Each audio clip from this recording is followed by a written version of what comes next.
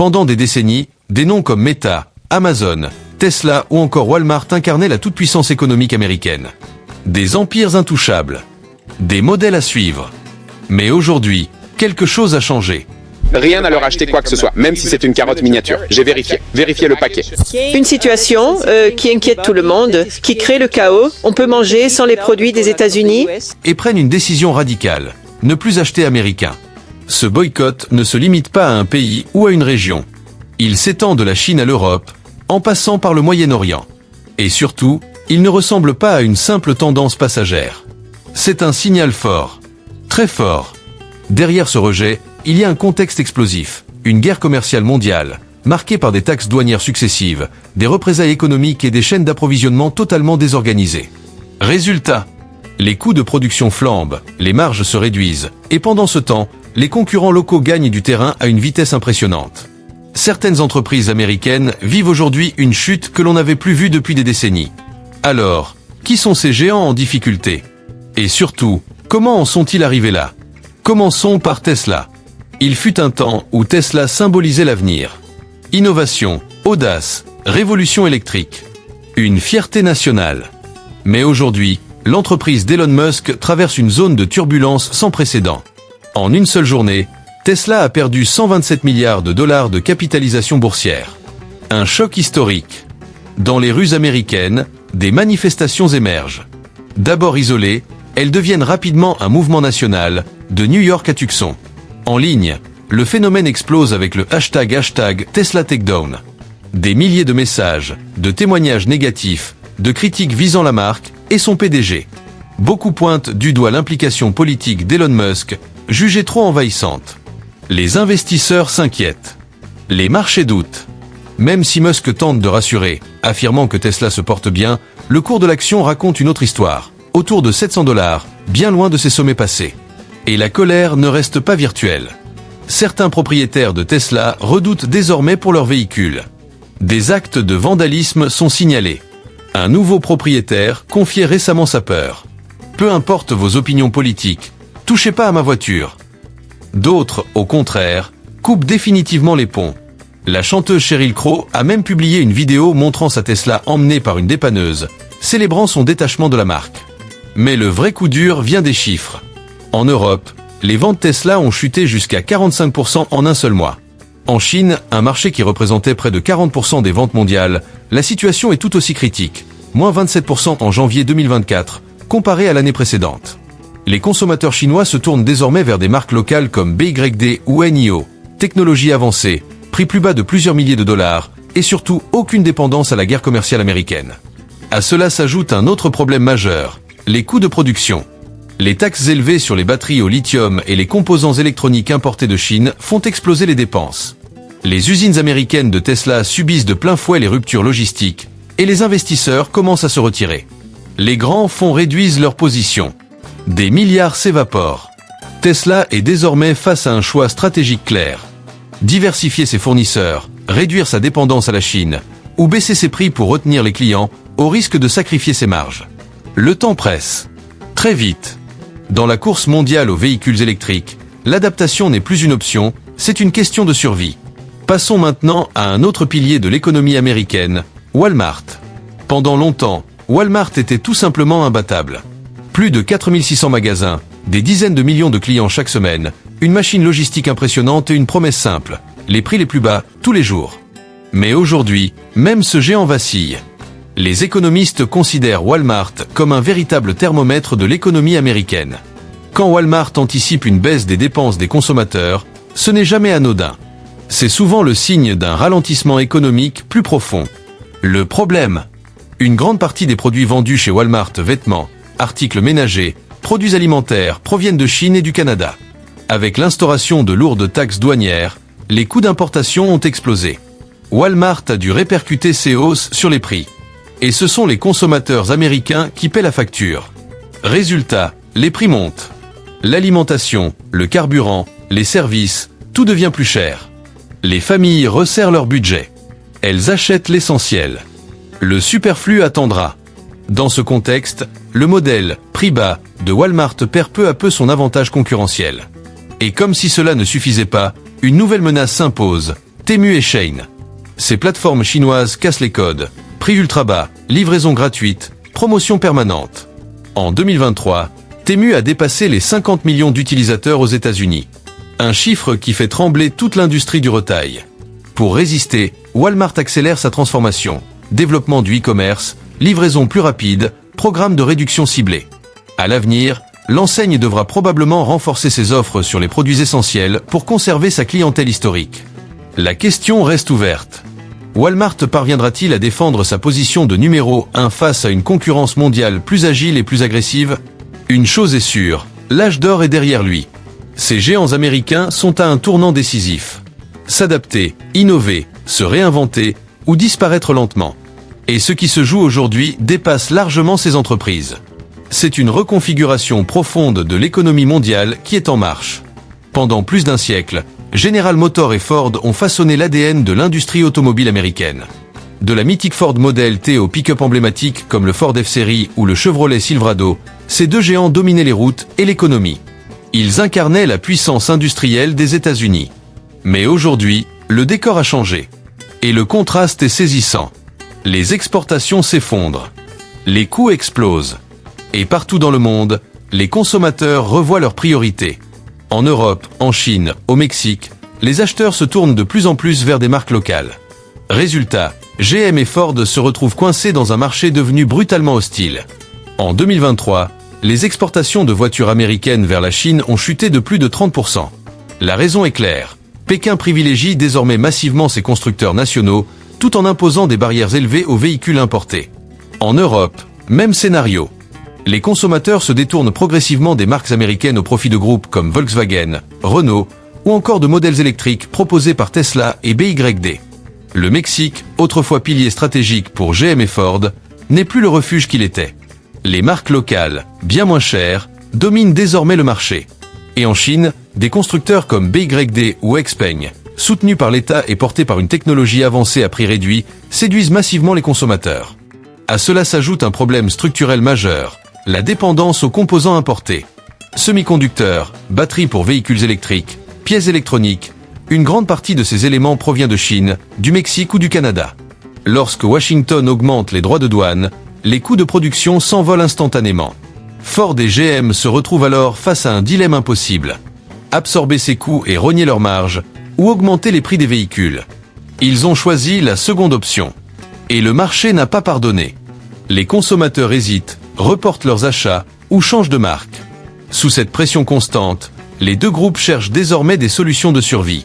Ils tentent de relocaliser une partie de leur production vers des pays comme l'Inde, le Vietnam ou le Mexique, afin de réduire les coûts et contourner les barrières commerciales. En parallèle, ils intensifient leur lobbying à Washington pour obtenir des politiques commerciales plus favorables. Autrefois symbole du rêve américain, Ford et GM avancent désormais sur un terrain instable. S'ils ne s'adaptent pas rapidement, ils risquent de suivre le chemin de marques autrefois célèbres, aujourd'hui disparues, comme Pontiac ou Oldsmobile. Passons maintenant à un autre empire en difficulté, Apple. Pendant des années, l'iPhone a été bien plus qu'un smartphone. C'était un objet de désir, un symbole de statut social, une référence mondiale en matière d'innovation. Souvenez-vous, à chaque sortie d'un nouvel iPhone, des files d'attente interminables se formaient des minuits. Aujourd'hui, cette scène appartient presque au passé. Du moins en Chine et en Europe. Fin 2023, Apple n'a vendu qu'environ 10 millions d'iPhone en Chine, soit une baisse proche de 25% sur un an. Dans le même temps, l'Union européenne durcit le ton. Les règles antitrust se renforcent, forçant Apple à accepter l'installation d'applications tierces, une décision qui fragilise le cœur même de son écosystème fermé. Comme si cela ne suffisait pas, les droits de douane américains sur les composants importés de Chine ont encore alourdi les coûts de fabrication. Résultat, l'iPhone figure désormais parmi les smartphones les plus chers au monde, tandis que Samsung, Xiaomi ou d'autres marques asiatiques proposent des appareils plus performants à des prix bien plus accessibles. Pire encore pour Apple, l'obligation imposée par l'UE d'ouvrir iOS à des sources externes affaiblit l'App Store, une machine à cash qui génère des milliards chaque année. Le modèle exclusif d'Apple, longtemps considéré comme intouchable, montre désormais ses failles. Face à cette pression multilatérale, Apple ne peut plus se contenter de mises à jour mineures. Soit la marque lance des modèles plus abordables, capables de rivaliser sur le prix, soit elle devra proposer de véritables ruptures technologiques, et non de simples évolutions cosmétiques. Une chose est sûre, Apple n'est plus irremplaçable. Et l'empire de l'iPhone traverse l'une des périodes les plus délicates de son histoire. Mais le choc le plus spectaculaire concerne peut-être Boeing. Autrefois, Boeing dominait le ciel mondial. Ses avions équipaient des centaines de compagnies aériennes sur tous les continents. Aujourd'hui, l'entreprise est en chute libre. Les commandes sont annulées. Les actions plongent. Et la confiance des clients s'effondre. La compagnie China Southern Airlines a drastiquement réduit ses commandes de Boeing, préférant se tourner vers des avions nationaux comme le Comac C919. En Europe, Airbus capte l'essentiel du marché. Des groupes comme Lufthansa ou Air France KLM disposent de moins en moins d'options Boeing. Même au Moyen-Orient et en Asie du Sud-Est, les États cherchent désormais à diversifier leurs fournisseurs, plutôt que de dépendre uniquement des États-Unis. Depuis début 2023, l'action Boeing a chuté de plus de 50%. Les rapports financiers sont alarmants. Pertes répétées, revenus en forte baisse dans l'aviation commerciale et une réputation durablement entachée par les scandales techniques du 737 MAX. À cela s'ajoutent les tensions commerciales. Les taxes américaines sur les composants aéronautiques et l'aluminium importé font grimper les coûts de production. En retour, d'autres pays imposent des taxes sur les avions américains, rendant les exportations encore plus complexes. Le déclin de Boeing dépasse le simple cadre de l'aviation. Il symbolise un basculement profond de l'équilibre économique mondial. Et la question est désormais inévitable. Boeing peut-il se réinventer à temps, ou sera-t-il progressivement remplacé par des concurrents étrangers? Enfin, imaginons un instant ouvrir votre réseau social préféré et y trouver un espace presque vide. Peu de publications, peu d'interactions, des utilisateurs qui partent, lentement mais sûrement. Ce scénario n'est pas une fiction. C'est ce que traverse aujourd'hui Meta. Autrefois maître incontesté des réseaux sociaux, le groupe fait face à une vague de rejets sans précédent. En Europe, le RGPD impose des contraintes de plus en plus strictes sur la collecte des données. En Asie, la concurrence locale progresse à grande vitesse. La valeur de Meta s'érode et son modèle économique est remis en question. L'ère de la domination facile est terminée. Tous ces géants avaient un point commun. Ils semblaient indestructibles. Aujourd'hui, ils sont confrontés à une réalité nouvelle, plus fragmentée, plus concurrentielle, plus imprévisible. Le message est clair. Dans l'économie mondiale actuelle, même les empires doivent évoluer ou disparaître. Un peu partout dans le monde, les lignes bougent. De plus en plus de pays encouragent le développement de plateformes locales pour remplacer Facebook et Instagram. En Chine, par exemple, le changement est déjà acté. WeChat et Weibo ont totalement supplanté les applications de Meta. Facebook et Instagram n'y sont plus qu'un souvenir lointain. Et ce basculement a un coût. En 2023 seulement, Meta a supprimé plus de 20 000 emplois, à travers plusieurs vagues de réduction des dépenses. Le signal est clair, la machine ralentit. Le cours de l'action a perdu plus de 40% par rapport à son sommet, traduisant une perte de confiance massive des investisseurs. Pendant ce temps, le projet phare de Mark Zuckerberg, le métavers, continue d'engloutir des dizaines de milliards de dollars, sans générer de profits concrets. Une pression financière supplémentaire, dans un contexte déjà tendu. La guerre commerciale entre les États-Unis et la Chine n'a fait qu'accélérer cette dynamique. En Asie, de nombreux pays privilégient désormais les réseaux sociaux nationaux au détriment des plateformes américaines. Et ce n'est pas tout. Plusieurs gouvernements envisagent d'imposer des taxes plus élevées aux géants technologiques américains, tout en soutenant des alternatives européennes comme Vero ou Mastodon. Le constat est sans appel. L'époque où Meta dominait sans partage est révolue. Les utilisateurs ont davantage de choix, les États renforcent leur contrôle et les concurrents locaux montent en puissance. Si Meta ne réagit pas rapidement, son déclin pourrait être bien plus rapide que prévu. Passons maintenant à un autre symbole américain en perte de vitesse, Nike. Il fut un temps où les magasins Nike débordaient de clients, prêts à faire la queue pour une paire de Jordan ou de Air Max. Aujourd'hui, l'ambiance a changé. Les boutiques se vident peu à peu. Et les consommateurs regardent ailleurs. De plus en plus, ils se tournent vers des marques concurrentes comme Li-Ning ou Anta. Les chiffres parlent d'eux-mêmes. En 2023, l'action Nike a chuté de plus de 35% par rapport à son pic. Les marchés internationaux, qui représentaient autrefois plus de 60% du chiffre d'affaires du groupe, sont en net recul. En Chine, deuxième plus grand marché de Nike, les ventes ont plongé de plus de 20% en un an. Les marques locales bénéficient non seulement de prix plus attractifs, mais aussi d'un fort soutien gouvernemental et populaire, dans le cadre du mouvement de consommation locale. En Europe, même phénomène. Les consommateurs privilégient de plus en plus des marques nationales comme Adidas ou Puma, reléguant les entreprises américaines au second plan. Nike n'est plus ce géant intouchable d'autrefois. La concurrence est féroce, les tendances changent, et la géopolitique influence directement les ventes. La question est simple. Nike saura-t-elle se réinventer ou continuera-t-elle à glisser dans le classement mondial des marques sportives? Regardons maintenant du côté de Caterpillar. Longtemps considéré comme le roi incontesté des engins de chantier et des machines minières, Caterpillar était la référence absolue sur les chantiers du monde entier. Des États-Unis au Moyen-Orient, de l'Afrique à l'Asie, ces pelleteuses étaient omniprésentes. Mais là encore, le vent a tourné. Les droits de douane imposés sur l'acier, l'aluminium et les composants importés ont fortement augmenté les coûts de production. Résultat, les machines Caterpillar deviennent de moins en moins compétitives face à des alternatives locales, souvent moins chères et soutenues par les gouvernements. En Chine, au Moyen-Orient et en Afrique, les entreprises de construction réduisent massivement leurs commandes. Elles se tournent vers des marques comme Sany, Komatsu ou Volvo, qui offrent des performances similaires à des prix plus accessibles. En 2023, les revenus de Caterpillar en Chine ont chuté de près de 30%, impactant lourdement les profits mondiaux du groupe. Les concurrents asiatiques ne se contentent plus de casser les prix. Ils investissent aussi dans la technologie et le service après-vente, un domaine où Caterpillar dominait autrefois. En augmentant ses tarifs pour compenser la hausse des coûts, l'entreprise perd encore en attractivité. La marque ne peut plus se reposer uniquement sur sa réputation. Elle doit désormais miser sur l'automatisation, le recyclage des matériaux et une stratégie industrielle plus agile pour espérer conserver sa place. Sinon, le risque est clair, une érosion progressive de ses parts de marché au profit de l'Asie et de l'Europe. Parlons maintenant d'un autre mastodonte, Amazon. Amazon a longtemps incarné la domination absolue du e-commerce mondial. D'une simple librairie en ligne, l'entreprise est devenue un empire tentaculaire, contrôlant la vente au détail, la logistique et même le cloud computing. Mais aujourd'hui, la dynamique s'essouffle. Aux États-Unis, les revenus du e-commerce Amazon n'ont progressé que de 4% sur l'année, un niveau historiquement bas. Pendant ce temps, des concurrents asiatiques comme Alibaba ou JD.com affichent une croissance soutenue et grignotent des parts de marché à l'international.